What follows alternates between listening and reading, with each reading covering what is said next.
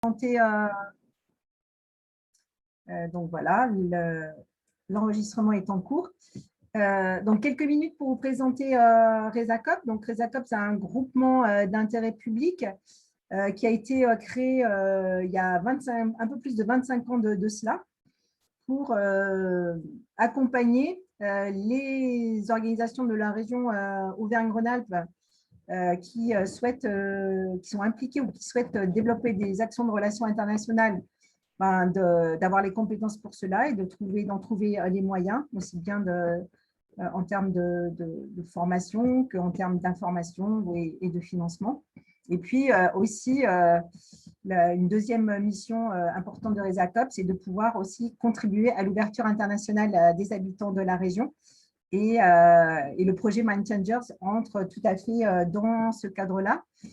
Donc, nous sommes une équipe de 9 personnes qui sommes sur 2 sites donc, depuis 2017.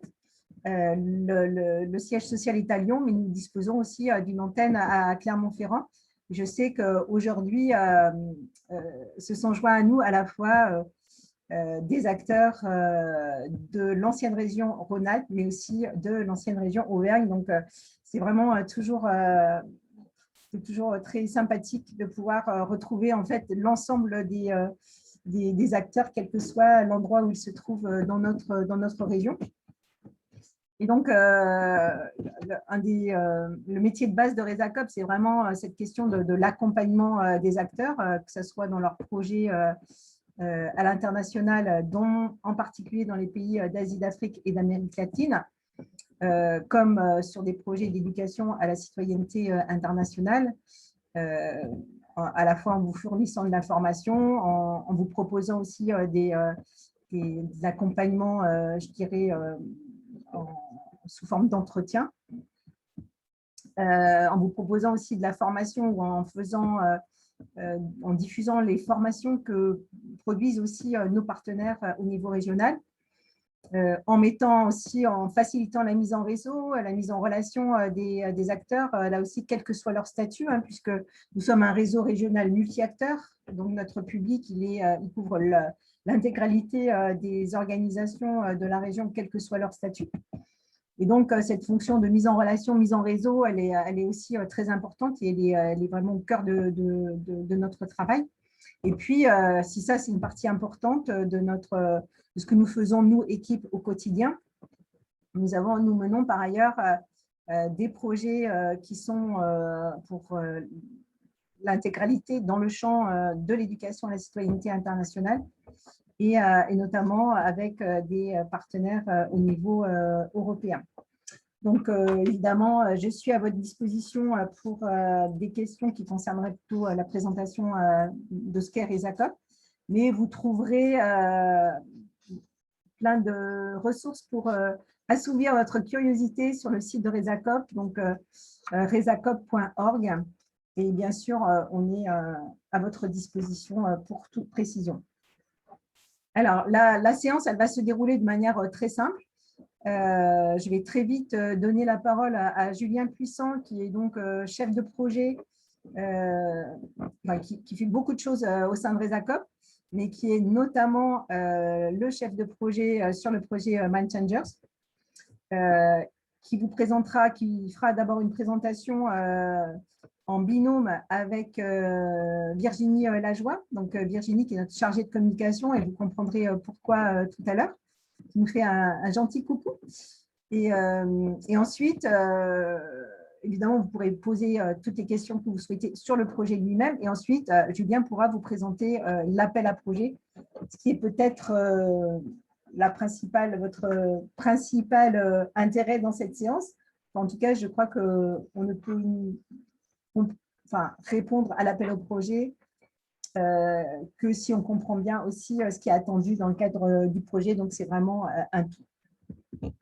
Ce qu'on va vous proposer aussi, c'est de faire un petit tour de table assez rapide. Donc, le principe, c'est que si ça ne vous ennuie pas, je vous appellerai par le prénom qui apparaît sur votre photo, sur votre image. Et donc, je demanderai à chacun, d'une part, de dire comment il s'appelle, le nom de son organisation, à quel endroit il se trouve dans la région Auvergne-Rhône-Alpes.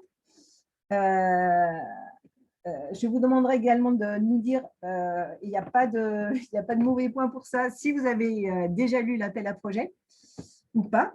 Et aussi, finalement, quel est votre intérêt à venir chercher de l'information? C'est-à-dire, est-ce que vous avez, c'est juste connaître un peu ce qu'est cet appel à projet, ou si déjà vous avez des idées de projet. Vous le verrez aussi très vite lors de la présentation de Mind Changers. Ce projet, c'est aussi, c'est pas seulement pouvoir distribuer de l'argent, pour dire les choses très directement, c'est aussi tout un processus d'accompagnement. L'équipe de Resacop s'organise pour pouvoir vous accompagner aussi bien au niveau du montage de du dossier que vous présenterez, que ensuite dans la mise en œuvre de votre projet, si votre projet est retenu. Voilà, donc je vais tout de suite, alors je demanderai après à mes collègues de se présenter, mais on va laisser d'abord parler nos invités. Quand il y a deux personnes, pour plusieurs organisations, il y a deux personnes, donc je ne donnerai la parole qu'à une seule, donc si elle peut du coup aussi présenter son autre collègue. Et je donne tout de suite, donc je regarde l'ordre sur mon propre écran.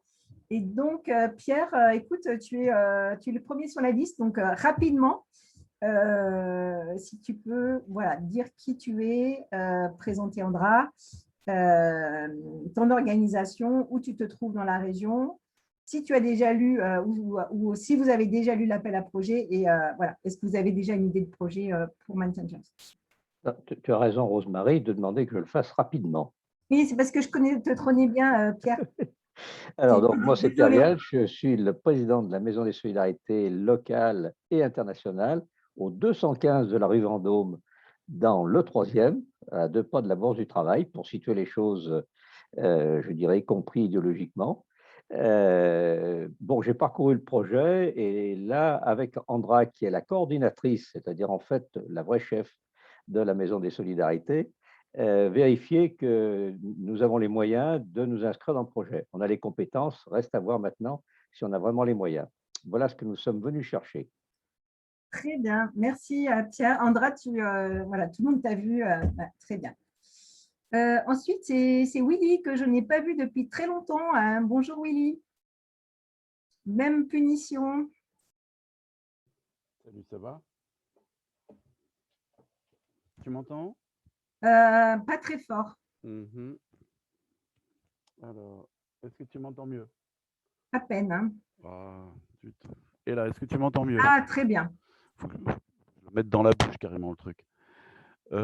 Willy, coordinateur de l'association Afrique Impact qui existe depuis maintenant, comme on est vieux, 31, 32 ans, et qui met en place des programmes depuis 89 d'éducation à la citoyenneté locale et internationale. Le dernier programme fait un peu plus de bruit que les autres.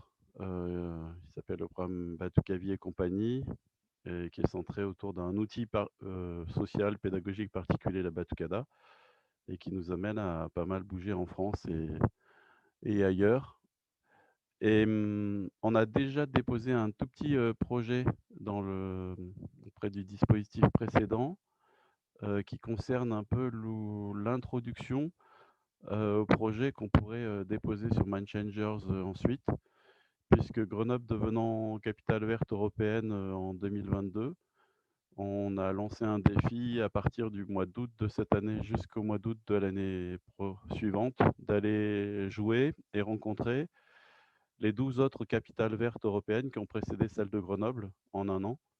Et ça va nous amener à jouer dans une vingtaine de pays supplémentaires à ceux dans lesquels on a joué. Et puis évidemment à s'intéresser à chaque fois à un projet ou deux projets particuliers de ces capitales vertes. Et voilà, donc il y a un travail de préparation départ, de restitution qui sera important. Très bien. Est-ce que tu as lu l'appel à projet? Bien sûr. Très bien, merci. Tu as le droit de dire non, hein. Alors, je Euh, dis non pour te faire plaisir si tu veux, mais je l'ai lu. Isabelle Moll. Bonjour. Bonjour. Du coup, moi, je suis la coordinatrice de l'association YNARA, qui est une association qui existe dans la région depuis 2012 et au national depuis 2006. Et on fait de l'éducation populaire aux objectifs du développement durable, et en particulier dans la région autour de la transition écologique. Et là, on développe tout un volet autour de l'éducation aux migrations et de la déconstruction des préjugés. Et c'est dans ce cadre-là que je suis là aujourd'hui. J'ai lu l'appel à projet et du coup, dans le cadre du projet qu'on va développer, qui s'appelle un univers citoyen sur l'éducation en migration, je voulais bien voir si on rentrait bien dans les critères, et puis aussi vous rencontrer, à défaut de vous voir en vrai, vous rencontrer plutôt qu'être juste un document papier. Voilà. Très bien. Et Isabelle, vous êtes à Lyon? Et on est basé à Lyon, oui. On est à Lyon et on a des actions en Savoie, à Chambéry aussi. Mhm. Très bien, merci beaucoup. Ensuite, je vois Marie Simon et je n'arrive pas à lire le nom.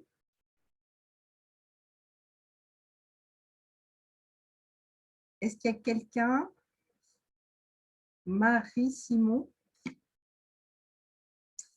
Je reviendrai ensuite. Marine Pinel. Marine, je te laisse te présenter. Oui, merci. Du coup, Marine Pinel, je travaille à la Fédération des œuvres laïques du Rhône et de la métropole de Lyon, Fédération départementale de laïcs de l'enseignement, basée donc à Lyon. J'ai bien lu l'appel à projet et je viens pour l'information. J'ai prévu une réunion avec des collègues pour réfléchir justement à des actions dans le cadre de cet appel à projet. Et du coup, c'est de venir avec ces informations pour leur retranscrire un peu ce qui va être dit aujourd'hui. Peut-être pas sur ce round-là qui se termine en août, mais j'ai vu qu'il y en avait un second en 2022, donc ça sera peut-être plutôt pour 2022. Mais voilà, donc de l'information, ce que je viens chercher. Merci. Très bien, merci Marine. Céline et Nathalie, bonjour. Je vous laisse vous présenter et puis nous dire votre intérêt pour l'appel à projet, et si vous l'avez lu.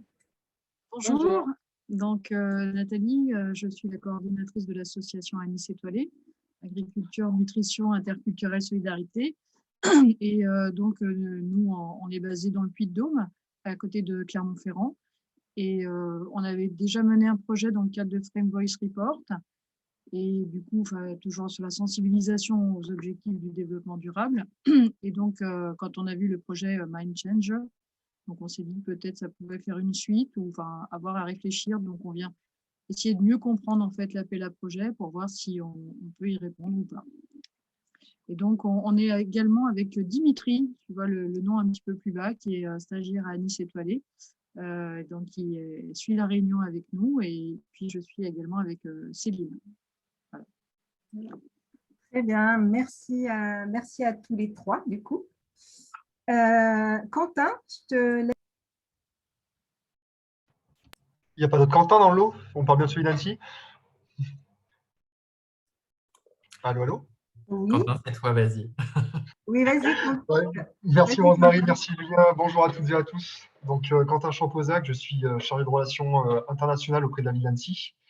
Et voilà, donc j'ai bien lu l'appel à projet, et comme les projets autour de la jeunesse, la mobilisation des jeunes et l'éducation à la citoyenneté fait partie intégrante de nos corps de mission, ça me paraissait très intéressant de venir suivre cette première réunion d'information. Voilà, Très bien. Et tu as lu l'appel à projet? bien entendu. Mais bon, sauf si je suis interrogé, Non, je on ne fera m'étonnerai pas pas trop. ça. Merci. Merci Quentin. Ludivine. Oui, bonjour. Vous m'entendez? Bonjour, oui, on vous entend très bien. Alors, donc, je m'appelle Ludivine, donc je suis actuellement en service civique à la ressourcerie du Pays d'Issoire, donc près de Clermont-Ferrand. Donc, j'ai lu un peu l'appel d'offres, mais bon, je suis là du coup pour avoir plus d'infos, mieux comprendre aussi. Et voilà.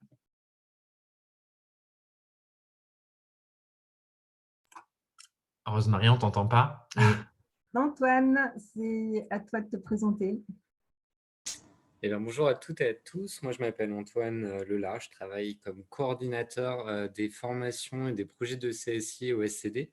Et j'ai aussi une fonction d'animation du réseau départemental Jeunesse et Solidarité Internationale du Rhône, le Ré-Solidaire.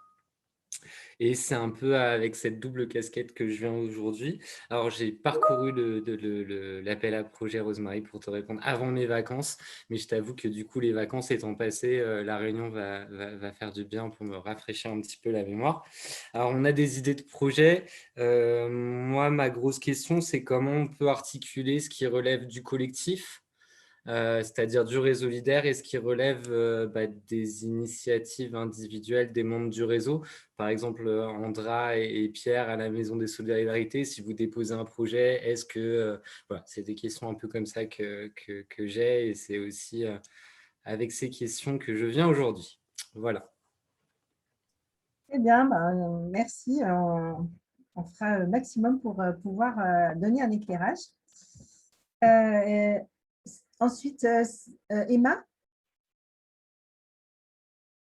Oui, bonjour. Bonjour. Moi, je suis Emma Sabatier. Je suis animatrice de réseau d'éducation à la citoyenneté et à la solidarité internationale à l'UFCV Loire à Saint-Étienne, qui est une association d'éducation populaire qui existe depuis une 60aine d'années et dont l'antenne de la Loire est indépendante du réseau national, même s'il y a des liens. Voilà.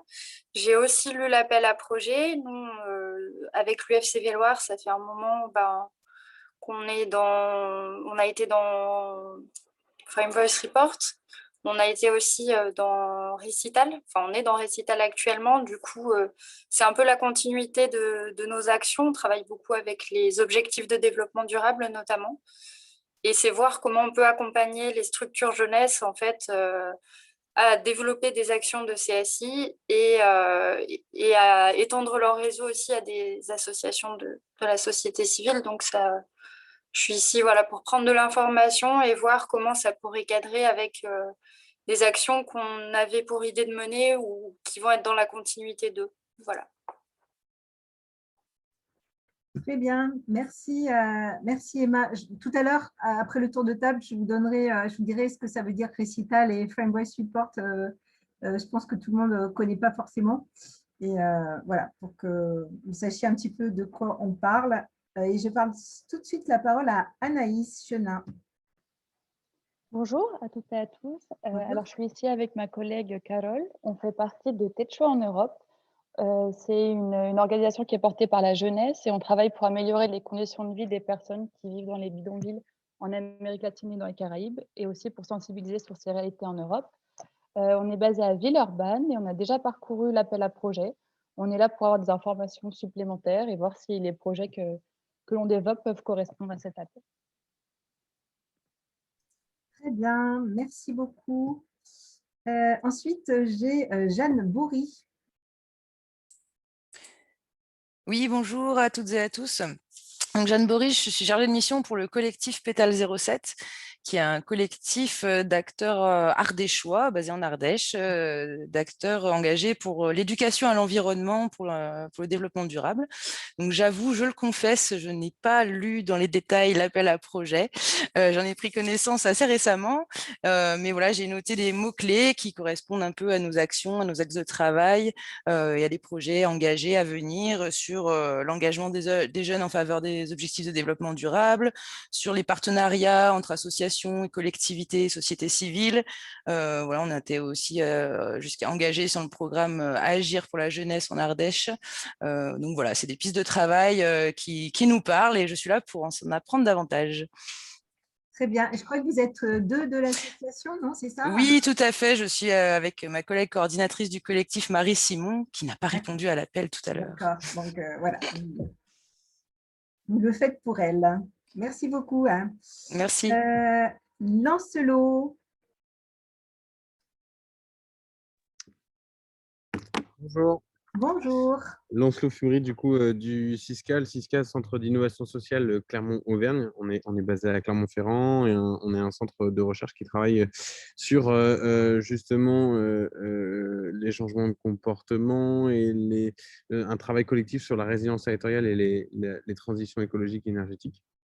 Donc voilà, on travaille avec de nombreux acteurs socio-économiques du territoire et l'appel à projet nous intéresse beaucoup. Et donc, on travaillera sûrement avec certains de nos participants et adhérents pour répondre à l'appel à projet et qu'on a parcouru, pas lu dans son entièreté, mais parcouru il y a quelques minutes, juste avant la visio. C'est là où je me suis rendu compte qu'il y avait une visio à ce moment-là. Donc, un timing parfait. Exactement, timing parfait. Merci beaucoup. Alors, je continue. Alors, bon, Carole, ta collègue a présenté, donc je te donne peut-être pas la parole. Claire Almeras. Oui, bonjour à tous. Vous m'entendez? Je suis pas sûre de… Oui, très bien. Oui, c'est bon. Ok, merci. Je suis chargée des financements à Hydraulique sans frontières. Donc, Hydraulique sans frontières, c'est une association de solidarité internationale. On est basé à Chambéry. Donc, notre principale activité, c'est l'accès à l'eau potable et à l'assainissement dans les pays du Sud. Et aussi, on fait des actions de CSI à Chambéry, en région Auvergne-Rhône-Alpes aussi. Et donc, c'est un petit peu dans ce cadre-là qu'on voulait se renseigner sur cet appel à projet. Notamment, donc j'ai un petit peu parcouru aussi.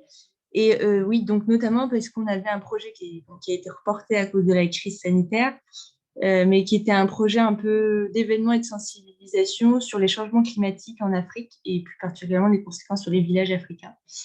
Et en particulier, dans ce projet, on voulait y inclure les jeunes, voilà, donc pour qu'ils participent à certaines activités et faire venir nos partenaires du Sud. Donc, ça, on n'est pas sûr que ce soit encore possible, mais voilà.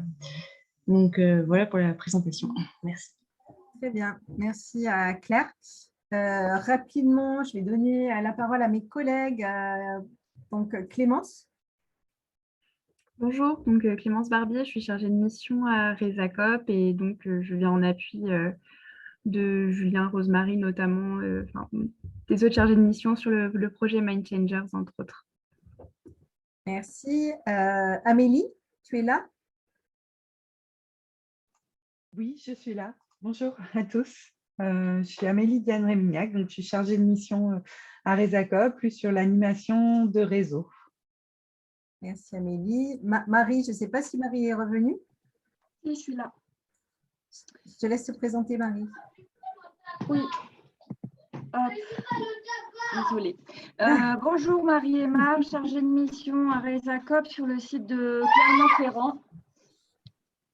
Excusez-moi, des petites difficultés à la maison. Et je viens en appui de Julien sur le projet Mind Changers.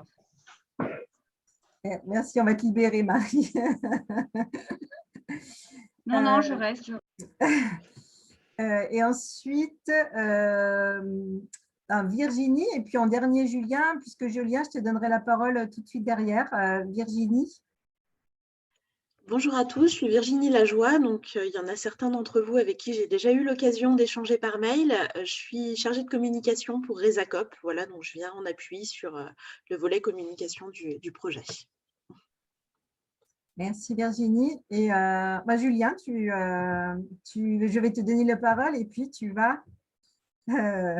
Il y a un petit mot de Willy. Merci. Une solidarité qui est incluse dans le fil de discussion. Julien, je te laisse te présenter et puis prendre tout de suite la parole pour commencer la présentation du projet Mind Changers.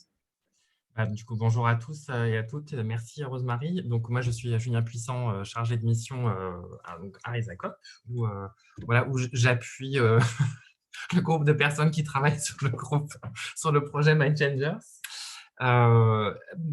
Rosemary, il me semble qu'on avait parlé de juste dire rapidement ce que sont Recital et Frame Voice Report. Ah oui, merci. Ma mémoire m'a fait défaut. Oui, juste parmi les activités de projet que j'ai évoquées tout à l'heure, de 2017 à 2020, on était donc partenaire d'un précédent projet européen qui s'appelait Frame Voice Report et qui, sans être exactement comme Mind Changers, en tout cas, avait pour ambition de promouvoir l'information et la sensibilisation des citoyens de la région Auvergne-Rhône-Alpes en faveur des objectifs de développement durable, et avec finalement la même formule que du coup on a réinvesti dans Mind Changers, c'est-à-dire un accompagnement général des acteurs de notre région sur ces problématiques des ODD, mais avec bien sûr à la clé des financements pour soutenir des projets.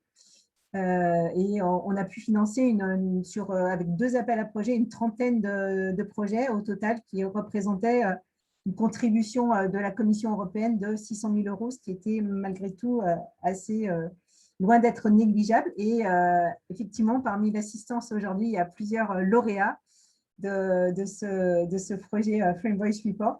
Et vous pourrez retrouver, grâce au lien que va vous transmettre Virginie dans le fil de discussion, les projets de ces lauréats qui peuvent aussi vous inspirer si nécessaire.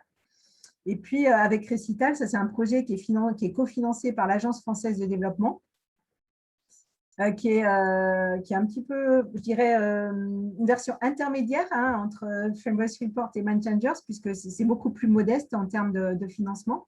C'est un projet qui s'appuie sur nos partenaires réseaux départementaux jeunesse et solidarité internationale, présents dans 6 départements de la région, et dans lequel on a là aussi tout un volet d'animation de réseau, dans lequel des organisations, des structures d'animation jeunesse et d'éducation populaire sont invitées aussi à venir travailler avec des acteurs de solidarité internationale, avec aussi à la clé des appels à projets par département, plus modestes en montant financier, mais qui permettent justement de développer des initiatives de mobilisation, d'information de jeunes, plutôt des jeunes, je dirais, qu'on appelle avec moins d'opportunités, c'est-à-dire des jeunes qui sont peut-être plus éloignés des questions ou qui ont moins accès aux questions de mobilité internationale ou tout simplement d'ouverture au monde, et qui sont dans des quartiers politiques de la ville ou en zone rurale. Et donc ces appels à projets, ces petits financements permettent déjà, comme l'a déjà cité Willy de Batoukavi, de Afrique Impact, de pouvoir déjà s'exercer sur ces thématiques-là et avec des publics qui sont ces publics de jeunes. Et on espère, donc là, on en est plutôt dans la phase de lancement des projets. On espère voilà, voir très prochainement les réalisations. On est impatient de voir ces réalisations.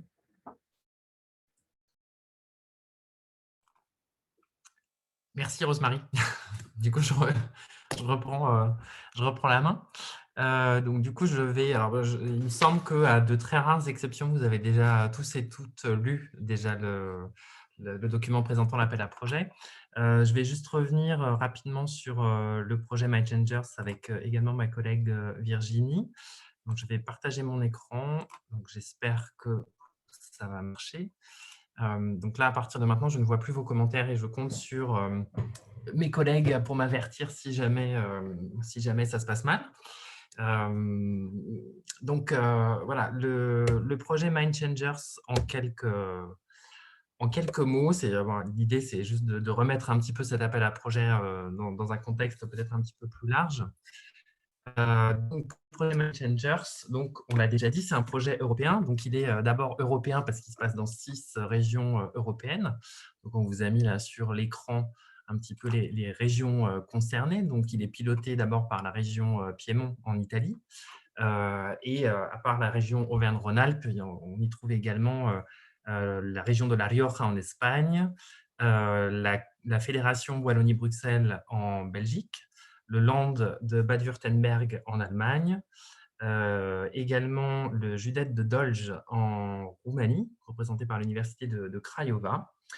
Et puis voilà, en principe, si j'ai oublié personne, ça fait 6.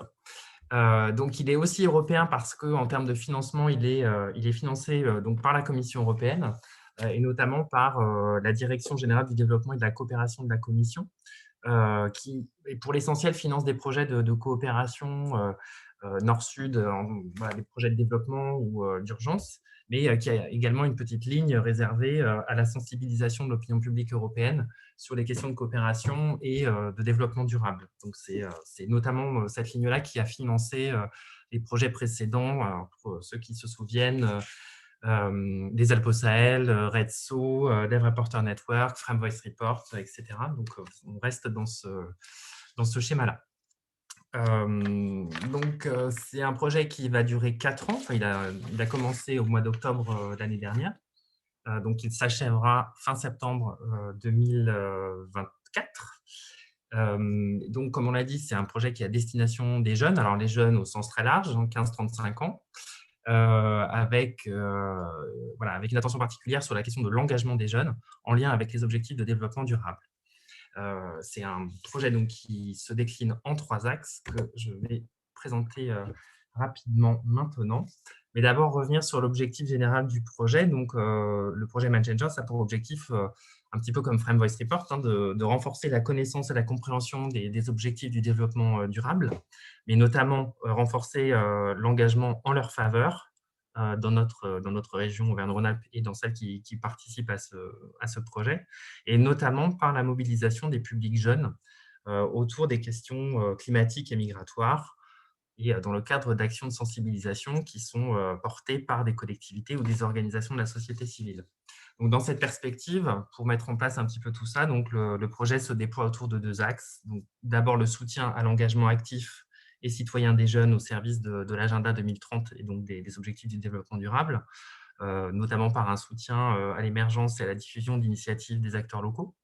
Et puis aussi, tout le volet aussi, peut-être plus durablement encore, aussi le renforcement des compétences et le renouvellement des pratiques des acteurs locaux, donc notamment les collectivités et les organisations de la société civile qui accompagnent l'engagement des jeunes ou qui souhaitent y travailler. Donc, du coup, je vous disais que ce projet il se décline en 3 axes.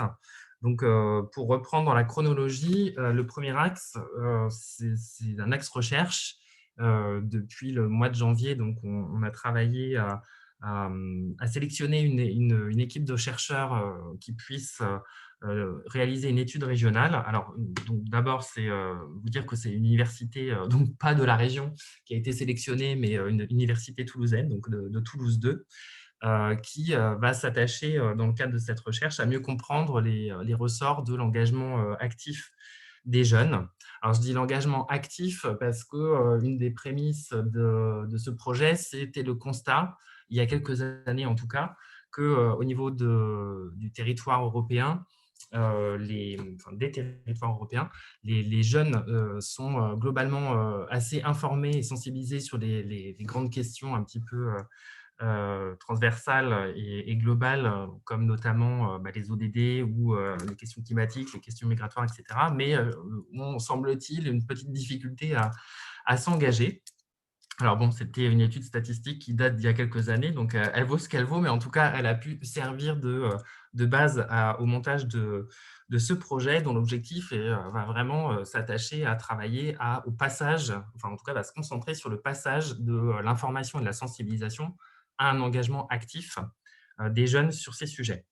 Donc voilà, l'étude régionale va notamment s'attacher donc à revoir un petit peu qu'est-ce qui permet de passer à cet engagement actif en s'attachant aussi à étudier des parcours de jeunes, mais aussi en lien avec leur environnement, donc notamment en étudiant aussi, en passant en revue les politiques publiques régionales sur les sujets de l'engagement de la jeunesse, mais aussi des migrations, du développement durable, du changement climatique, etc.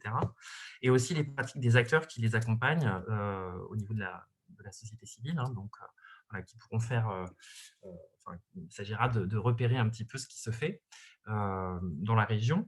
Donc, ce travail il doit aboutir d'abord à mieux connaître un petit peu ce qui se fait, mais aussi à en extraire un petit peu du contenu qui permettra d'une part de mettre de publier une sorte de guide sur l'engagement des jeunes, une sorte de guide pratique qui pourrait être mis à disposition des acteurs qui travaillent à l'accompagnement des jeunes et de leur engagement ou qui souhaitent y travailler. Mais aussi, cette recherche, elle va alimenter un programme d'accompagnement qui va être déroulé tout au long du projet Mind Changers, qui aura prioritairement comme objectif d'accompagner les lauréats du projet, mais qui également sera ouvert à l'ensemble des acteurs régionaux qui s'intéressent à ces questions-là. Donc voilà, donc ça, c'est chronologiquement la première activité du projet. Là, la recherche est en cours, des entretiens vont bientôt démarrer. Certains d'entre vous risquent d'ailleurs d'être sollicités par l'équipe de chercheurs. Donc, dans un deuxième temps, le second axe, c'est l'appui aux acteurs du territoire. Et donc, ça, c'est notamment les appels à projets. Je dis les appels à projets puisque, comme vous l'avez vu, donc, il y a un premier appel à projet qui a démarré, qui a été lancé au début du mois de mai. Il y en aura un second donc, qui sera lancé vraisemblablement à peu près à la même période en 2022. Et donc, qui ont pour objectif d'encourager les acteurs régionaux à contribuer à la mobilisation des jeunes de la région en faveur de l'agenda 2030. Voilà. Je passe la parole à Virginie, qui va parler plus particulièrement de l'axe communication.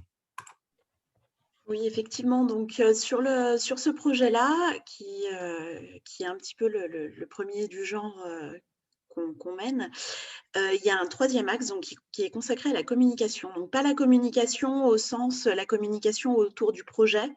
Là, on parle d'une campagne de communication qui va être déployée au niveau européen, donc avec les différents partenaires du projet qu'on a sur les autres territoires que vous avez vus tout à l'heure. Donc, de façon à contribuer à cette sensibilisation des jeunes et à contribuer à leur passage à l'acte, donc à l'engagement. Donc, cette campagne de communication, elle va prendre plusieurs formes. Donc, il va y avoir une campagne vidéo qui va être réalisée, donc qui sera coordonnée par nos collègues italiens et qui aura des déclinaisons sur les différents territoires. Et il y a aussi tout un aspect événementiel. Donc, il y a des événements sur chacun des territoires des partenaires qui ont été identifiés. Donc, au niveau de la région Auvergne-Rhône-Alpes, il y en a 3 qui sont fléchés. Donc, il y a Europavox à Clermont-Ferrand, la Fête des Tuiles à Grenoble et le festival La Fibala qui est à Chambéry. Donc, ces événements vont être partenaires du projet Mind Changers et donc il y a un certain nombre d'activités qui seront organisées autour de ces derniers. Donc peut-être que certains d'entre vous seront sollicités. Ça sera probablement le cas des lauréats des différents appels à projets, dans le sens où on va aussi compter sur les productions qui seront faites par nos lauréats pour contribuer à cette campagne de communication. Voilà, donc voilà. Et bien sûr, autour de ça, il y aura la communication plus classique telle qu'on l'entend. Donc, bien sûr, RESACOP continuera à parler du projet, des différents axes et des projets des différents lauréats. Voilà. Julien, n'hésite pas à me compléter si j'ai oublié quelque chose. Non, c'était parfait, Virginie. Du coup, ce qu'on vous propose maintenant, si ça marche, et là pour l'instant ça marche pas. Non, bon, mon écran est bloqué, donc je vais arrêter le partage, tant pis. C'était un petit peu rapide, mais bon, vous aviez déjà lu en principe la présentation du projet. Donc en fait, on voulait déjà prendre un premier temps avec vous pour éventuellement clarifier ce qui a été présenté concernant le projet Mind Changers. Peut-être qu'on est allé un peu vite, peut-être que ce n'était pas clair, donc n'hésitez pas à vous manifester pour qu'on apporte les clarifications ou les compléments d'information nécessaires. La parole est à vous. Pour l'instant, il n'y a pas de questions dans le fil de discussion. Donc, Pierre, tu as l'air circonspect. Alors, il y a Emma qui a levé la main. Emma, oui, vous m'entendez ou pas? On t'entend très bien. Très cool. Moi, je me demandais, comme il y a 2 appels à projets, est-ce qu'on peut postuler aux 2 ou est-ce qu'on est censé postuler qu'à un des 2? Alors, on anticipe sur la partie d'après. Ah mince, pardon. Non, mais c'est pas grave, hein, je réponds quand même. En fait, on ne peut être lauréat qu'une fois. Donc, voilà. Donc, ça veut dire que vous pouvez éventuellement… enfin, voilà, il faut… vous voyez un petit peu qu'en fonction du projet où il en est, ce qui peut être fait, mais on ne peut être lauréat qu'une fois. Donc, ça veut dire que… on peut imaginer que vous postuliez 2 fois parce que vous aurez postulé une première fois et que le projet n'aura pas été retenu et que vous pourrez postuler une seconde fois. Par contre, si dès le premier coup ça passe, bah, ce sera le seul coup.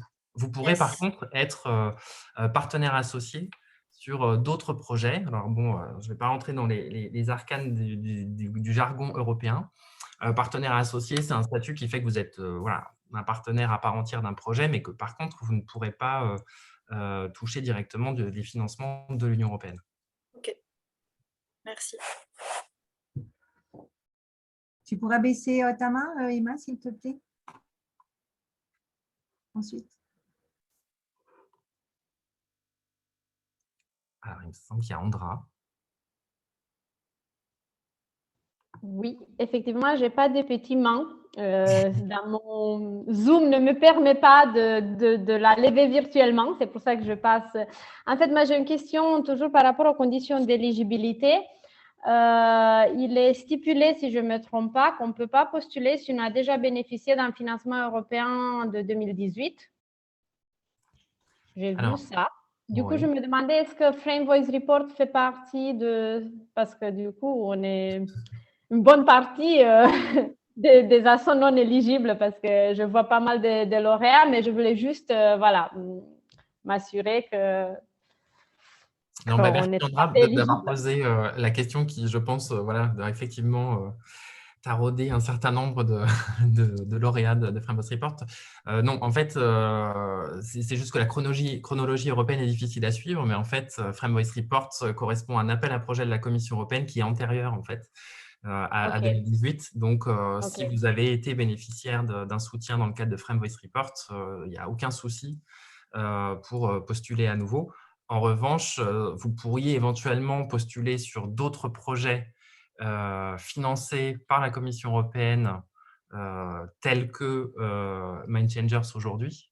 Et là, par contre, ce serait plus problématique. Mais voilà, je ne suis pas certain que ce soit le cas de beaucoup d'entre vous. Bon, bah merci. J'ai une question de Claire dans le film et c'est aussi en lien avec l'appel à projet. Quelle devrait être la durée des projets proposés? Donc, je ne sais pas si tu réponds à cette question ou si finalement on se dit qu'il n'y a plus trop de questions sur le projet et puis qu'on rentre directement sur la présentation de l'appel à projet. Bah, on peut peut-être juste vérifier. Alors, Willy, là, je ne vois pas trop les autres questions. Mais, Willy, tu avais une question? Peut-être qu'on va l'aborder après. On a un groupe éclectique, hétéroclite au niveau des jeunes qui va de 6 ans à 22 ans. Et quand ils partent, quand ils sont investis sur des projets, ben, ça va de 10-12 à justement à 22 ans.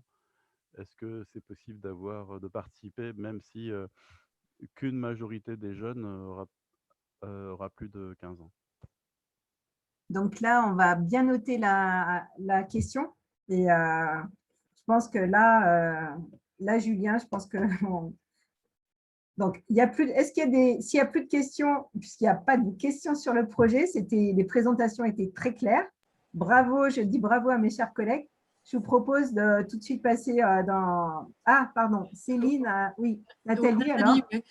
Moi, c'était juste toujours sur la durée, en fait, du projet. Mais on va y répondre. Voilà, tout à fait. Ok, bon, bah, du coup, gardez vos questions. Et puis, s'il y a des questions sur le projet, on les traitera en même temps que celles de l'appel à projet. J'avais une petite question justement. Est-ce qu'il est possible d'être à la fois porteur d'un projet et d'apparaître dans un autre projet comme prestataire ou comme partenaire? J'ai compris qu'on ne pouvait pas être 2 fois lauréat, j'ai bien compris. Mais est-ce qu'on peut apparaître dans un projet à 2 titres, à la fois comme porteur d'un projet et dans un autre projet comme partenaire? Est-ce que ça, c'est envisageable? Bon, donc, Julien, il note la question aussi. Merci, Antoine. Et donc, je crois qu'il est vraiment temps que tu présentes l'appel à projet, Julien. Ça marche. Bon, ben je vais retenter le partage d'écran. J'espère que ça marchera mieux.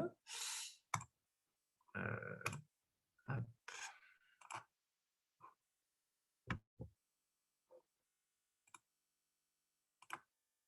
Bon, ça a l'air de marcher. J'espère que vous voyez quelque chose. Là, moi, je ne vous vois plus, donc du coup, n'hésitez pas à m'interrompre si vous ne voyez rien.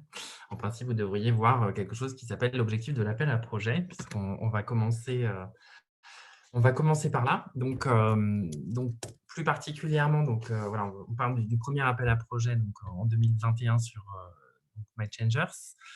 Donc, quel est l'objectif de cet appel à projet? Donc, c'est comme j'ai dit tout à l'heure, financer des projets qui visent à développer la mobilisation des jeunes en faveur de l'agenda 2030 avec l'accompagnement de collectivités et ou d'organisations de la société civile. Donc, voilà, c'est assez large. Donc, de manière plus concrète, comment ça se traduit et quelles sont un peu les démarches qui sont recherchées dans le cadre de cet appel à projet?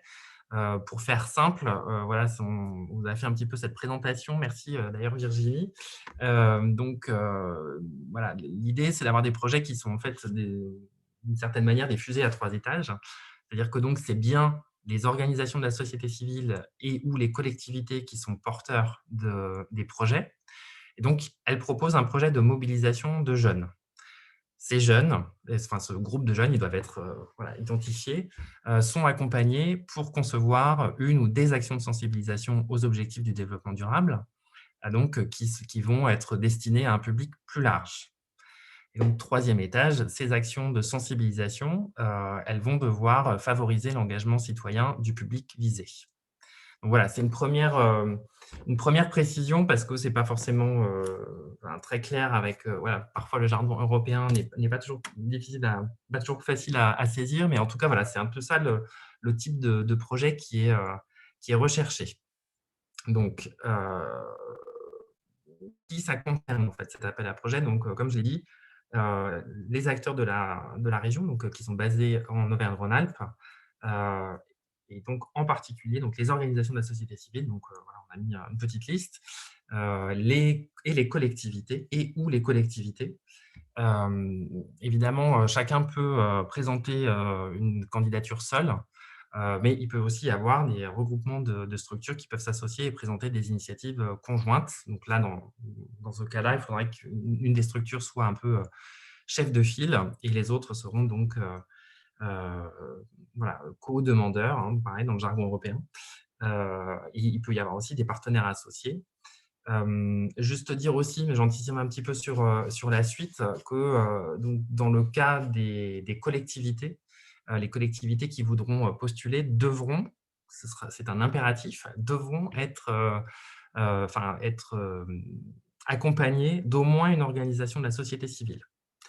Dans l'autre sens, ce n'est pas tout à fait la même chose. Pour les organisations de la société civile, le partenariat avec des collectivités sera fortement encouragé, mais pas obligatoire. Alors, juste pour 2 secondes là-dessus, en fait, juste pour dire que pourquoi cette insistance sur ce type de partenariat. L'idée, c'est que dans le cadre de cet appel à projet, donc peut-être revenir sur l'appel à projet auquel on a répondu, l'appel à projet de la Commission européenne visait donc à favoriser donc cette prise de conscience et cette compréhension des objectifs du développement durable. Mais on a postulé sur un lot qui concerne essentiellement les collectivités territoriales.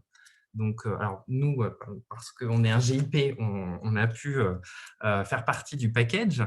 Mais du coup, ce qui est important à retenir, c'est qu'en fait, il y a vraiment, enfin, dans les attendus de la Commission européenne par rapport à cet appel à projet, il y avait vraiment le fait que les collectivités soient bien présentes et notamment pour faire en sorte que toutes les activités du projet, et y compris les appels à projet, puissent contribuer à inscrire cette question de la prise en compte de la jeunesse et de son engagement dans les politiques publiques. C'est-à-dire qu'au-delà du financement de projets qui ont une durée limitée, qui se produisent à un moment T, c'est que toutes ces initiatives, elles puissent nourrir ce lien entre les acteurs de la société civile et les collectivités pour peut-être s'assurer peut-être un peu plus de la durabilité de cette prise en compte et de ce travail, de cette réflexion sur comment mieux associer les jeunes et comment faciliter leur engagement et faire en sorte que ces politiques publiques locales, elles puissent évoluer et s'améliorer pour pouvoir le faire davantage. Voilà, pardon pour la parenthèse, mais voilà, c'est quelque chose qui est important et qui va revenir dans que je vais présenter maintenant. Donc, voilà, là, j'ai juste évoqué donc, qui peut postuler au projet. Donc, il y aura des questions certainement sur le sujet, donc notez bien vos questions. Maintenant, quel type de projet peut être appuyé? Donc, comme on l'a dit, le projet Mind Changers est centré sur la mobilisation de la jeunesse dans notre région. Donc, le premier impératif, c'est ça. C'est que tout simplement, voilà, les collectivités ou les organisations de la société civile mobilisent des jeunes, plutôt des jeunes identifiés, dans le sens où on ne dit pas juste les jeunes en général, mais c'est un travail qui doit se faire avec des jeunes qui sont un petit peu voilà, identifiés. Ces jeunes vont donc sensibiliser aux objectifs du développement durable. Là, sur les objectifs du développement durable, c'est très ouvert, hein, il y en a 17, donc il faut qu'il y en ait au moins un dans tous les cas. Il peut y en avoir plus, donc pas de souci là-dessus. En revanche, ce qu'il faut quand même retenir, c'est que indépendamment du nombre d'ODD qui seront identifiés pour y travailler, il faudra que le travail autour de ces ODD aborde la question des enjeux climatiques et ou migratoires qui peuvent y être liés. Donc ça, c'est vraiment, là aussi, hein, c'est un impératif hein, sur les projets. Ça peut aborder aussi d'autres questions, mais il faut que les questions climatiques et migratoires soient incluses un petit peu dans ce travail sur les ODD. Alors, je reviens juste aussi sur un autre point. Donc, quand on dit mobiliser des jeunes qui vont sensibiliser, alors déjà, la première chose, c'est peut-être aussi les jeunes. L'idée, c'est qu'ils soient vraiment acteurs de cette démarche et pas juste en exécution d'actions de sensibilisation. L'idée, c'est d'essayer de créer suffisamment d'espace dans le projet pour qu'eux puissent s'emparer de cette question des objectifs du développement durable et des questions climatiques et migratoires qui y sont liées, avec du coup l'idée qu'ils soient réellement impliqués dans le plus possible d'étapes du projet, hein, et pas en exécution. C'est la première chose.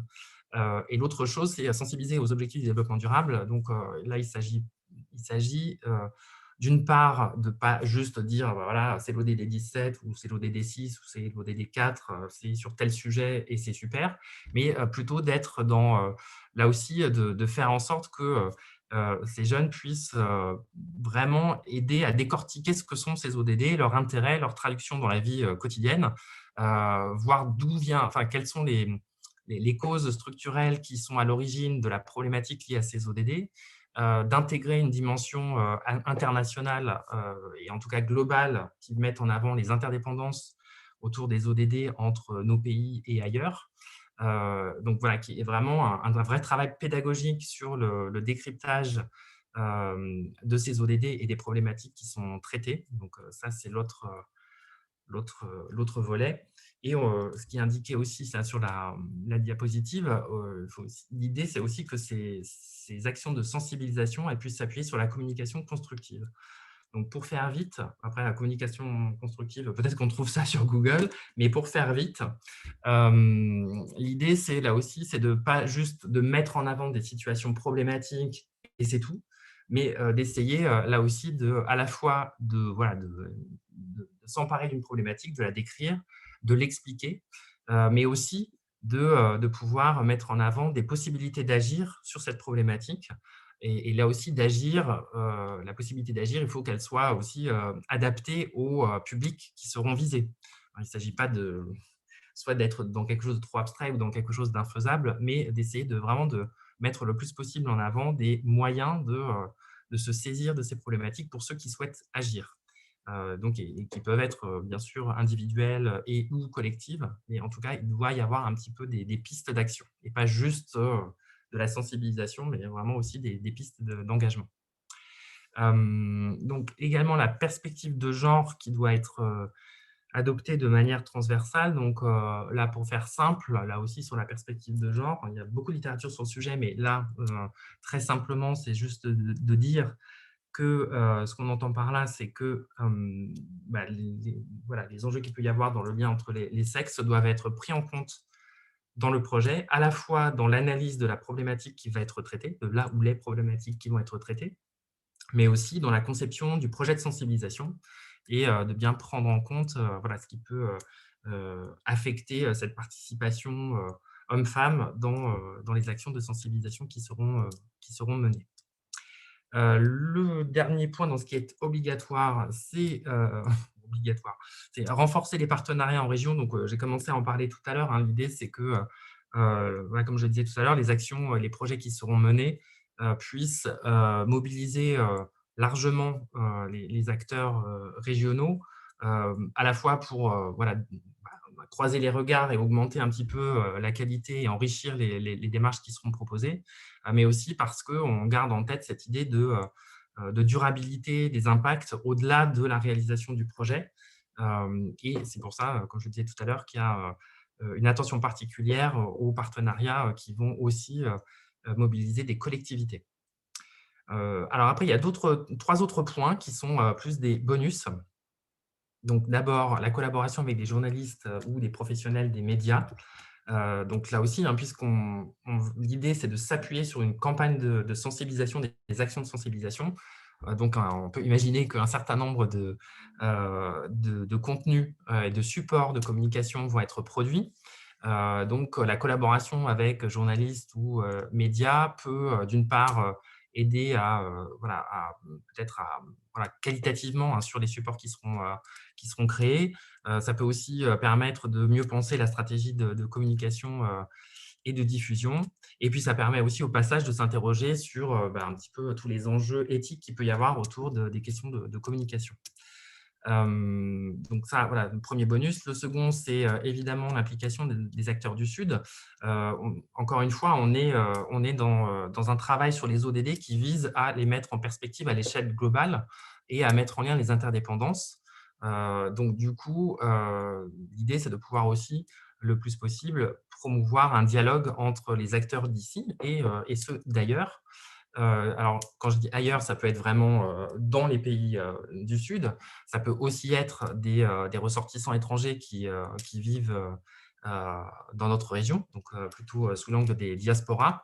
Mais voilà, l'idée, c'est que le plus possible, les voix du Sud soient présentes et aussi que ce soit l'occasion, pas uniquement de se dire comment nous, on va faire pour traiter les ODD ici, mais aussi de se dire que les ODD, c'est une question qui est globale, qui concerne tout le monde à l'échelle de la planète. Et que voilà, il y a aussi un enrichissement à trouver dans le dialogue entre des expériences et des expertises qui existent aussi bien ailleurs que chez nous, puisque voilà, la question de développement durable, elle concerne tout le monde et tout le monde y travaille. Donc, il y a vraiment aussi il y aura un plus pour les projets qui mettront en dialogue et en résonance ce qui peut se faire ailleurs sur ces sujets-là.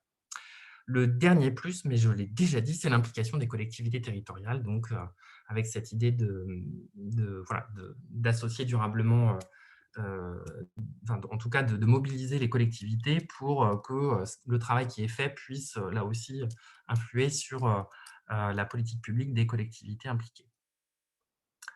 Donc voilà sur le type de projet. Le financement. Voilà, une question, mais ça va être vite vu. Donc, globalement, sur ce premier appel à projet, donc on dispose d'une enveloppe de 400 000 €. Les subventions peuvent aller de 10 000 à 30 000 € par projet. Et le financement Mindchangers peut s'élever jusqu'à 90% des montants éligibles du projet.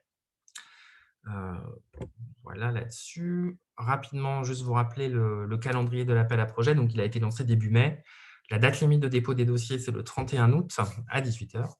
En principe, si tout va bien, les résultats donc seront communiqués autour de mi-octobre.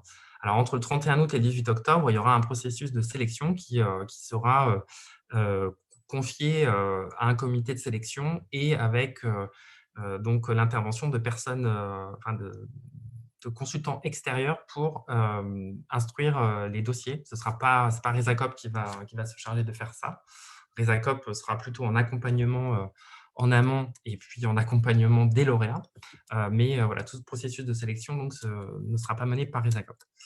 Les projets, il y avait des questions sur la durée des projets tout à l'heure. Donc, voilà, idéalement, l'idée, c'est que les projets puissent commencer à partir du mois de novembre 2021 et qu'ils se déploient sur l'année suivante, donc avec une fin au 31 octobre 2022. Et puis après, viendra le moment toujours très, très sympathique de la reddition des comptes et de la rédaction des comptes rendus techniques et financiers.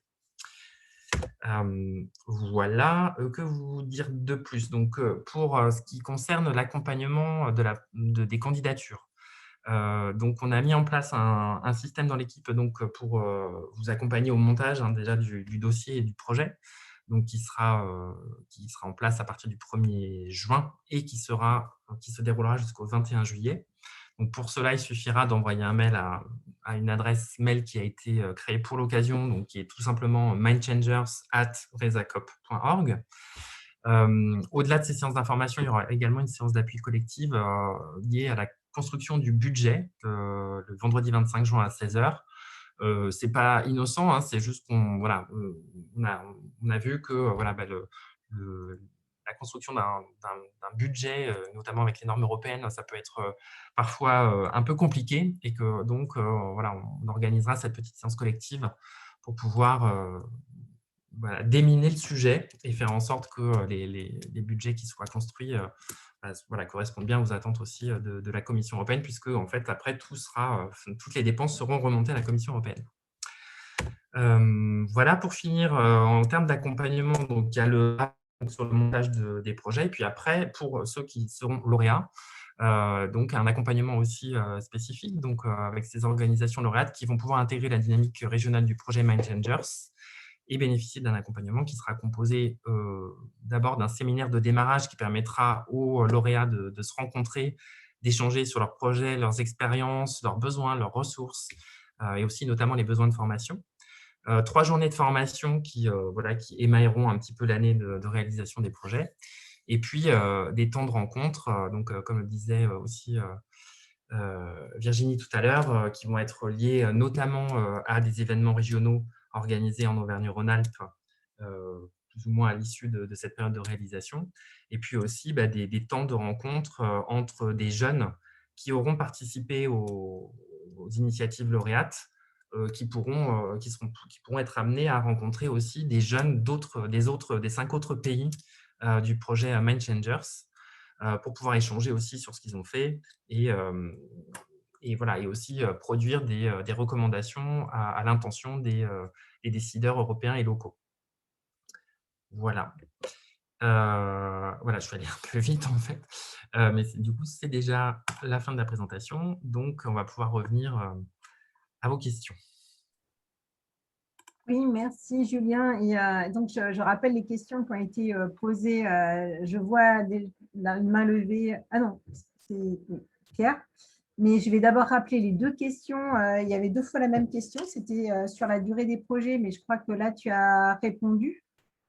Donc, je redis juste, hein, c'est en principe, donc ce sera la période de réalisation des projets. Elle démarre le 1er novembre 2022. Non, 2021. Et donc, elle s'achève au 31 octobre 2022. Voilà. Ensuite, il y avait une autre question, c'était si dans le groupe de jeunes avec lesquels on va travailler, il n'y a pas que des jeunes entre 15 et 35 ans, qu'est-ce qui se passe? Alors, c'est une bonne question, parce que du coup, voilà, on est sur même si la définition européenne des jeunes, elle est très large, elle démarre un peu tard. Mais pour moi, à partir du moment où il y a quand même un nombre significatif de jeunes de 15-35 ans, après, s'il y a des plus jeunes ou des plus vieux, c'est pas un problème. Mais il faut quand même qu'il y en ait quelques-uns des 15-35, hein, parce que sinon, là, par contre, ça risque d'être compliqué. Après, il y avait l'autre question de Antoine sur le fait, est-ce qu'on peut être à la fois être lauréat d'un projet qu'on a déposé et puis être prestataire dans un autre projet. Ça, c'est une question plus délicate. Oui, et à laquelle je vais répondre très délicatement aussi. En fait, il y a une petite ambiguïté dans le règlement de la Commission européenne. Donc, on va, sur ce sujet-là, on va revérifier. Je préfère vous dire que je vais revérifier plutôt que de vous dire une bêtise. On va revérifier avec le chef de projet, donc avec la région Piémont, pour bien s'assurer qu'il n'y a pas de soucis là-dessus. Et on reviendra vers vous, et notamment vers Antoine, pour vous confirmer ça.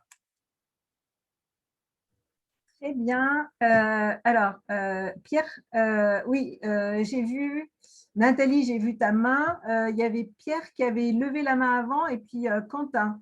Donc, Pierre, c'était vraiment que tu avais levé la main ou Oui, tout à fait. Alors, on t'écoute. Et Alors, après, deux questions. Quentin et Nathalie. Est-ce que tu peux illustrer la coopération qu'il peut y avoir avec les collectivités? Parce que j'avoue que là, je ne vois pas bien comment ça peut se passer. C'est-à-dire, une collectivité se mettrait sur le projet, elle peut le sous-traiter à une association, mais l'inverse, je ne vois pas. Donc, est-ce que tu peux donner un exemple éventuel? Puis, il y a une deuxième question, c'est est-ce qu'il y aura des outils d'évaluation de ce projet? Alors, merci Pierre pour les questions pas faciles. Donc, du coup… Sur le lien avec les collectivités, on peut imaginer plein de choses, c'est-à-dire faire le lien avec le service jeunesse, faire le lien avec le service coopération, faire le lien avec des structures jeunesse qui dépendent de la collectivité aussi. Donc, en fait, c'est vrai que dit comme ça, collectivité, ça a l'air un peu abstrait, mais il y a des tas de manières de se mettre en lien avec la collectivité. Et je pense que beaucoup d'entre vous, vous avez aussi cette expérience des collaborations avec les collectivités d'une manière générale. Je ne sais pas si d'ailleurs Quentin, par exemple, puisque c'est je pense, l'unique représentant d'une collectivité aujourd'hui, peut peut-être aussi illustrer un petit peu ce qui peut se faire, hein, par exemple, entre collectivités et acteurs d'un territoire. Justement, c'était un peu la question que je voulais poser. Nous, au sein d'Annecy, par exemple, on a un réseau de villes, un réseau de 17 villes partenaires dans nos coopérations décentralisées, que ce soit en Afrique, en Europe ou au Canada. Et la question que je voulais poser, c'est comment on pouvait valoriser ce réseau-là.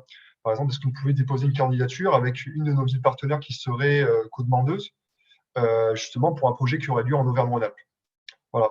Après, pour essayer de répondre à la question de Pierre, on a quand même un domaine d'action, les collectivités locales, qui est extrêmement riche. Et dans ces différents domaines d'action, on a des partenaires qui sont très pertinents parmi les associations, les comités de jumelage, tout ça. Et nous, à Annecy, c'est vrai qu'on a un vivier qui est extrêmement actif et c'est presque difficile de faire travailler tout le monde sur ce genre de projet.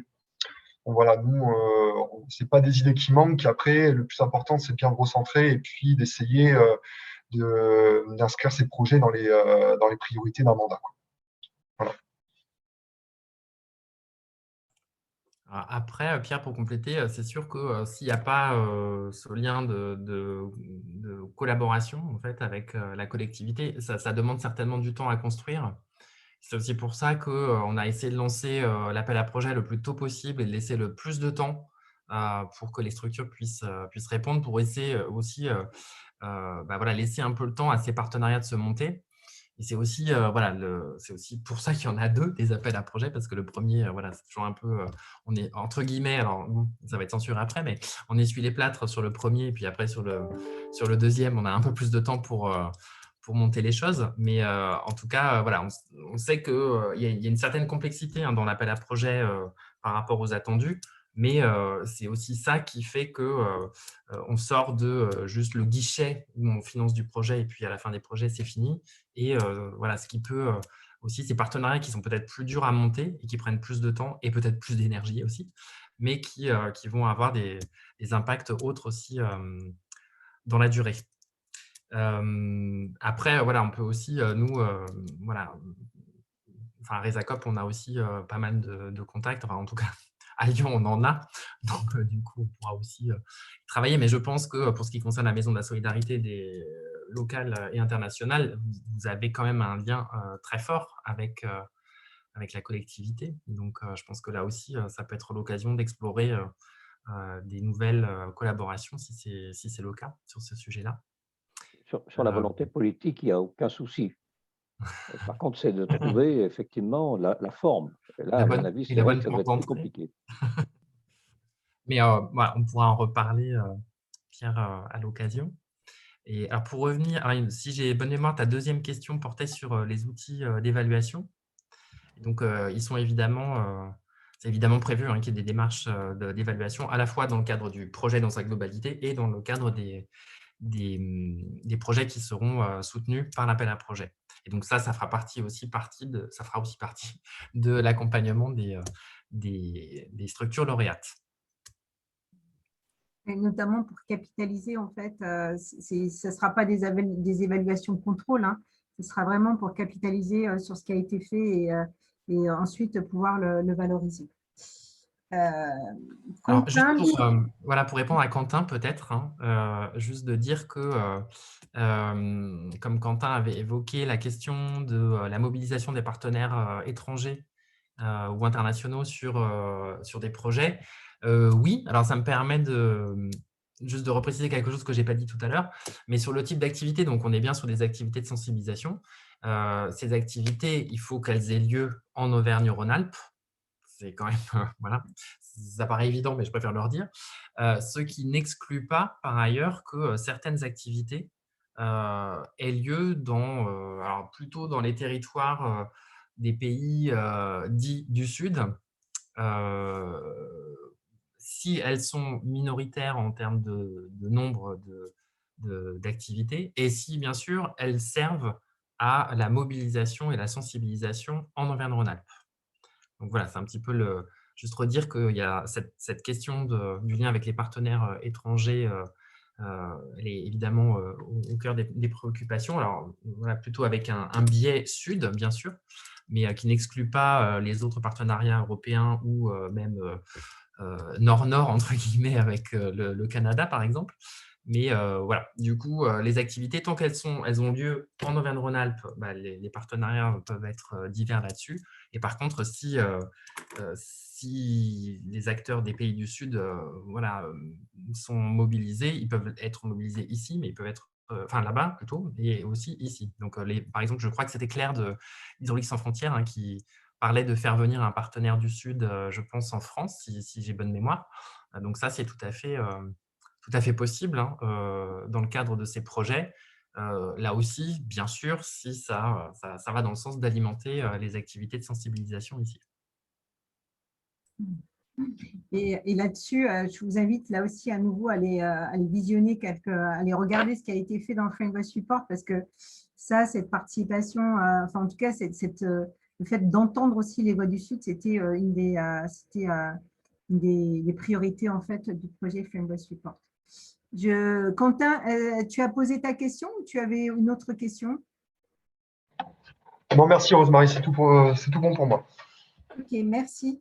Du coup, Nathalie.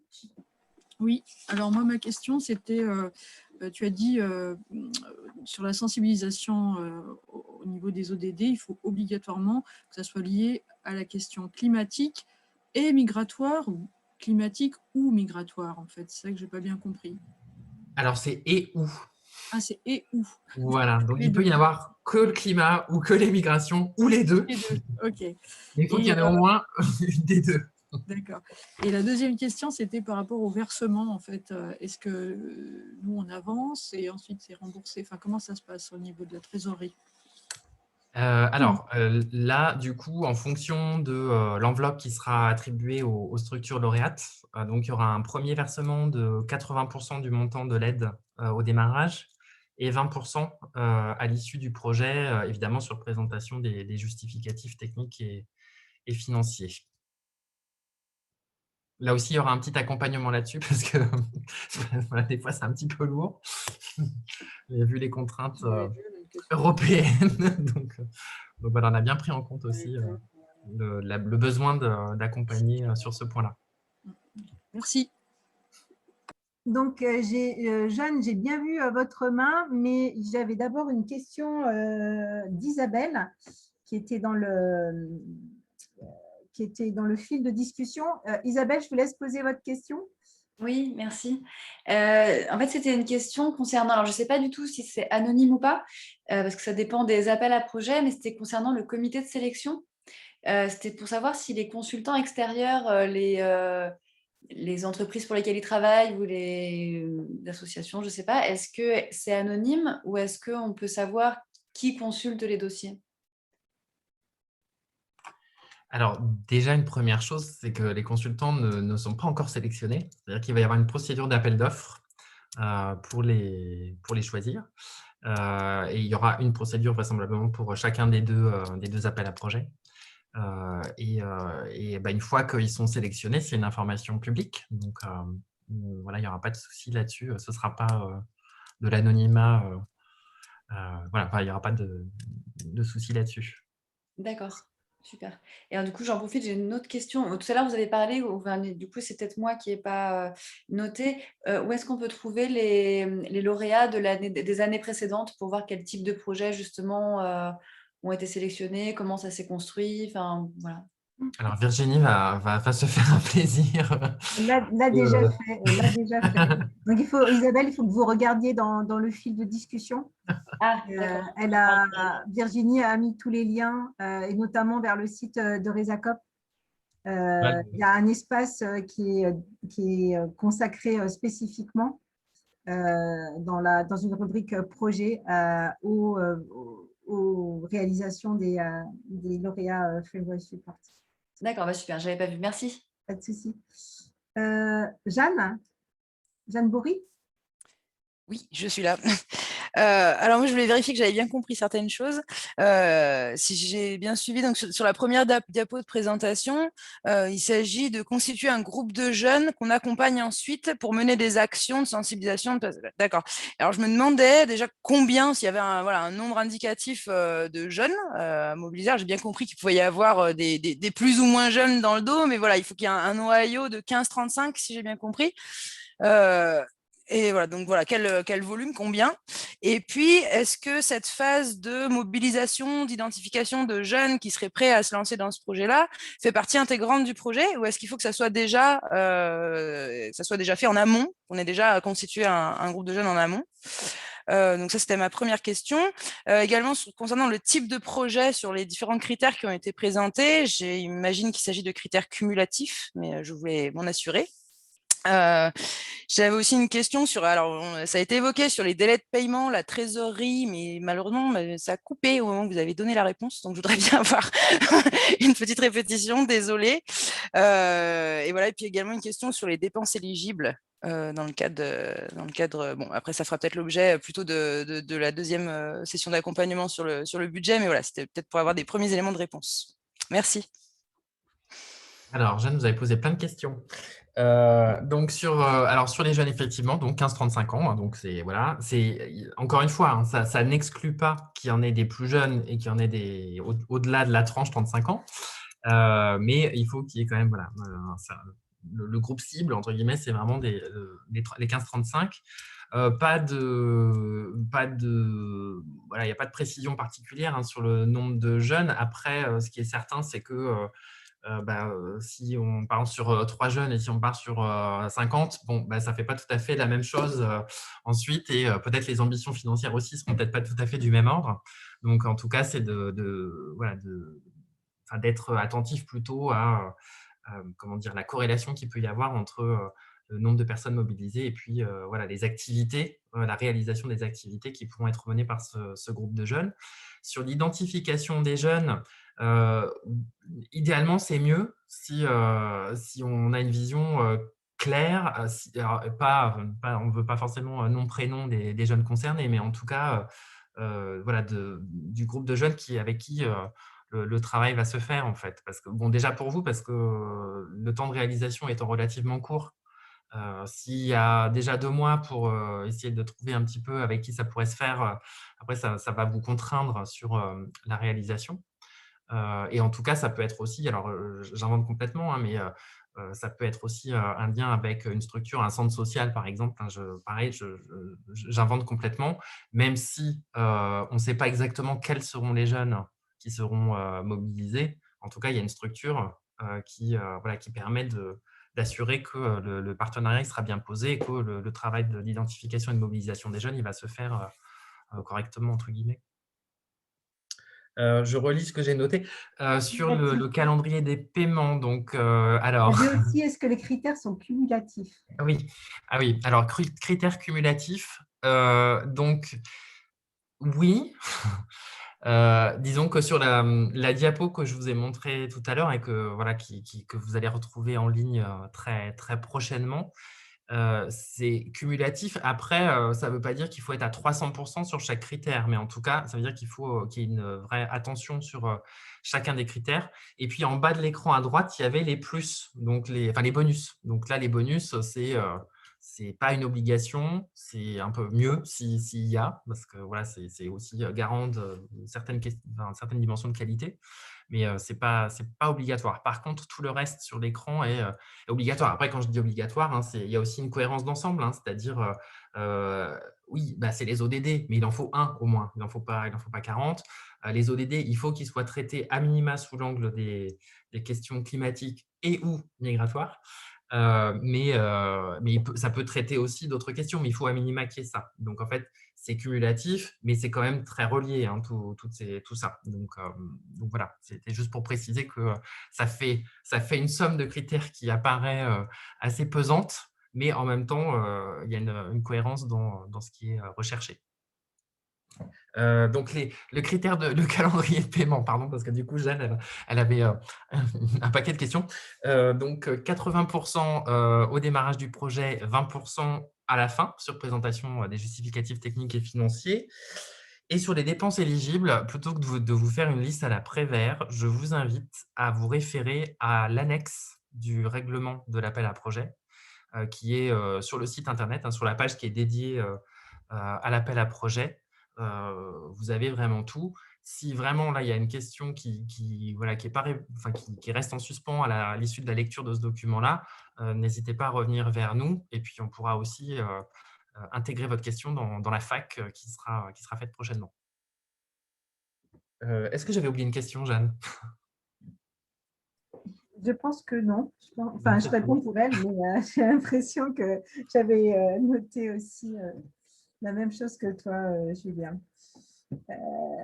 Quentin, tu as relevé la main, c'est ça ou, Oui, merci beaucoup. La question que je voulais vous poser, est-ce qu'il est possible de valoriser, par exemple, des programmes de volontariat qu'on en a déjà existants? Par exemple, nous, avec la Fédération des œuvres laïques 74, on a candidaté pour pouvoir accueillir en septembre 3 CES, donc les corps européens de solidarité qui remplacent les services volontaires européens. Est-ce que, par exemple, on a possibilité de valoriser ces 3 CES, leur mission, pour pouvoir mener des campagnes de sensibilisation sur un ODD identifié? Merci. Oui, ça rentre complètement dans les critères. S'ils ont entre 15 et 35 ans et qu'il y a des questions climatiques, oui, non, pas de souci.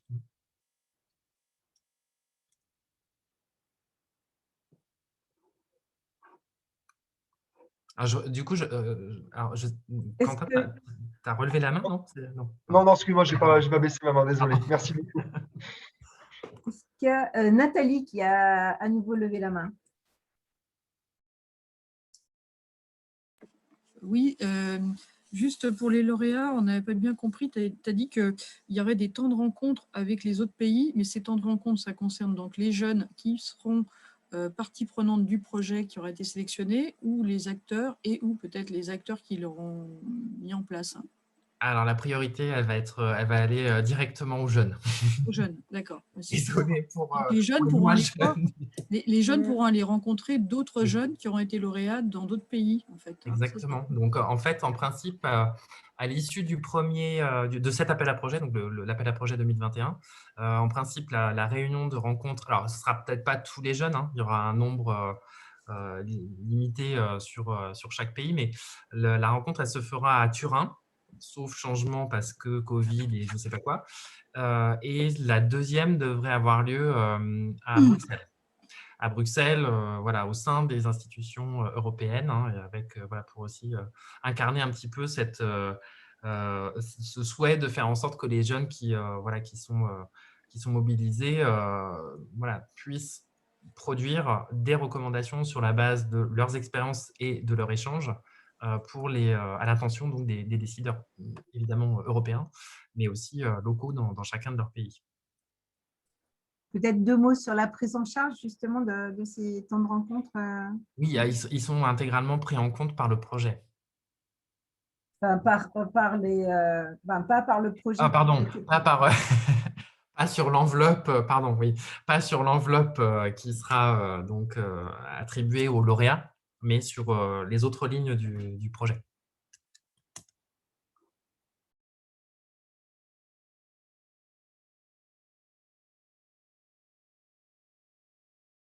On a épuisé les questions ou peut-être pas.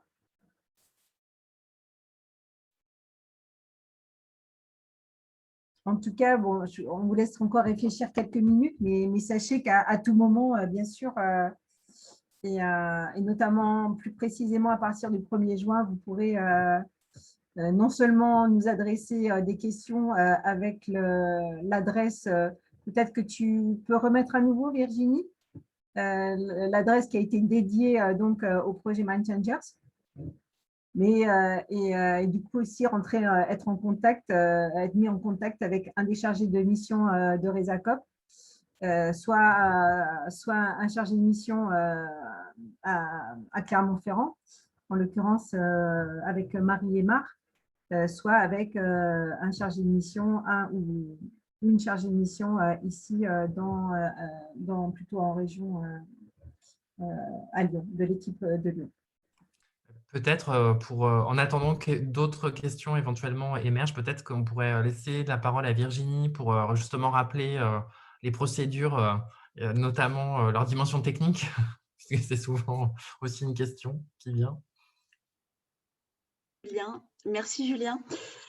Oui, alors pour candidater à l'appel à projet, une fois que vous avez bien été accompagné par RESACOP, que vous avez bien rempli tous les documents et que vous êtes au taquet pour pouvoir déposer votre dossier, vous avez sur la page de l'appel à projet, donc que j'ai déjà partagé plusieurs fois dans le fil de discussion, donc n'hésitez pas à vous y référer, mais on vous renverra les liens. Vous avez un bouton qui vous propose de poser votre candidature. Ça va vous emmener sur un formulaire. Alors, il ne faut pas que vous ayez peur quand vous allez arriver sur le formulaire. On vous pose d'abord une première question pour vous demander si vous êtes bien domicilié en Auvergne-Rhône-Alpes, si vous faites bien un projet en lien avec la jeunesse et avec les ODD. Alors, c'est tout simple. En fait, il vous suffit de répondre oui si c'est le cas et ça débloquera la suite du formulaire. C'est très bête. En fait, on a été obligé de mettre ça en place, notamment pour éviter le spam sur le site, histoire que vos candidatures ne soient pas perdues dans un flux de choses qui n'ont absolument rien à voir.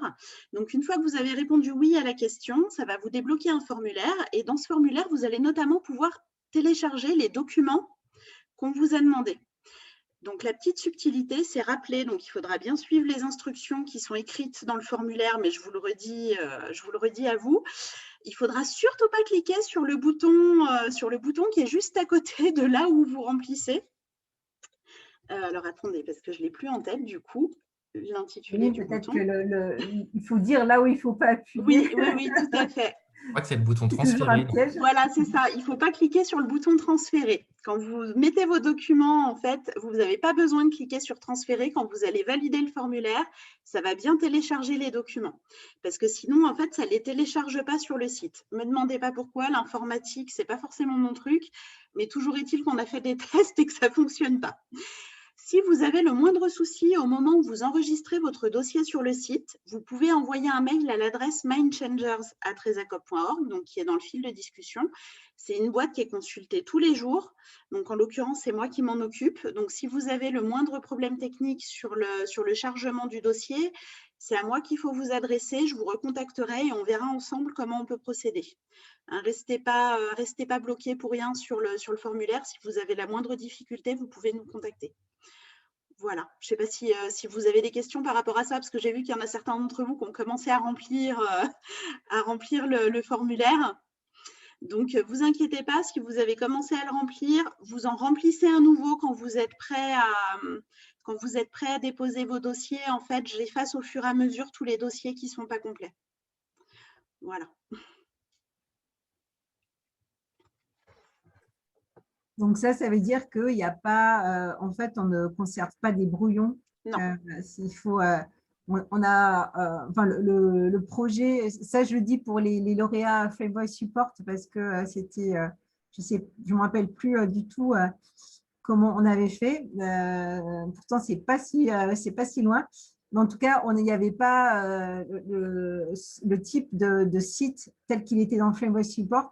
Il n'a pas été prévu dans Mindchangers. Donc, du coup, on a été obligés, nous, RESACOP, de développer sur notre site Internet un espace pour vous permettre de charger vos dossiers de candidature.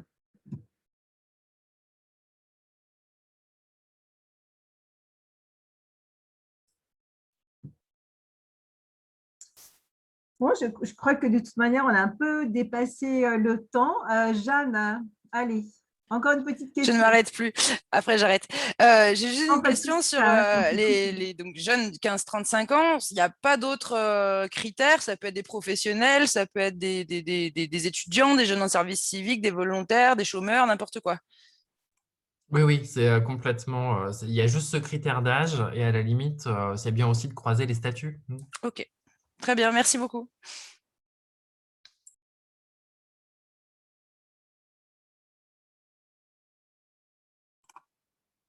Bon. Pas d'autres questions pour l'instant? En tout cas, alors, bon, c'est vrai qu'on a essayé de… Comment dire? On a essayé de rendre les documents présentant l'appel à projet digeste, sachant qu'on a un cadre un petit peu imposé par la Commission européenne. Donc, voilà, des fois, ce n'est pas aussi digeste que ce qu'on voudrait, mais bon, il y a ce sur quoi on peut jouer et ce sur quoi on ne peut pas jouer. Donc, voilà, ce n'est pas toujours super excitant de lire ces documents. Néanmoins, vous y trouverez quand même beaucoup de réponses à vos questions. Donc, c'est quand même important de les lire. Et bien sûr, on est à votre disposition pour tout ce qui serait pas clair. Et il y aura certainement des choses pas claires ou des choses qui ne figurent pas par rapport au questionnement que vous avez. Donc, vraiment, dans tous les cas, n'hésitez pas. Le mindchangers@resacop.org, c'est un peu la hotline. Hein, donc, n'hésitez pas à vous y référer. Et comme on disait, on est aussi à votre disposition pour organiser des temps plus structurés, plus longs hein, avec vous, se prendre un rendez-vous et d'échanger avec vous sur votre projet. Donc, vraiment, n'hésitez pas à nous solliciter à cette adresse. Alors, cette adresse aussi, on l'a créée spécialement pour que vos mails ne soient pas noyés dans nos boîtes habituelles qui, des fois, débordent un peu. Donc, du coup, c'est aussi pour ça qu'on a créé un petit peu tout cet environnement technique pour aussi être le plus efficace possible par rapport à vous. Virginie, peut-être que tu avais autre chose à dire, je crois.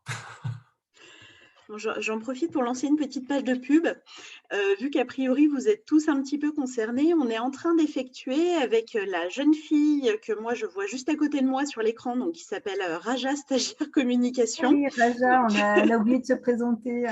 Je l'avais Voilà, pas vu, donc Raja qui travaille avec moi et on est en train de travailler sur une identification des structures en région qui mènent des projets en lien avec la solidarité internationale, les ODD et la jeunesse. Donc, bon, il y en a certains d'entre vous qu'on a déjà identifiés, mais c'est jamais superflu d'avoir des informations supplémentaires. Donc, si jamais vous êtes concernés, n'hésitez pas à nous contacter. Je vais vous mettre mon adresse mail dans le fil de discussion, histoire de ne pas empiéter sur celle de Mindchangers. Donc, n'hésitez pas, parce que ces projets-là, en fait, à terme, on aimerait bien en valoriser certains. Donc, si vous êtes concernés, vous êtes invités à prendre contact avec nous. Merci.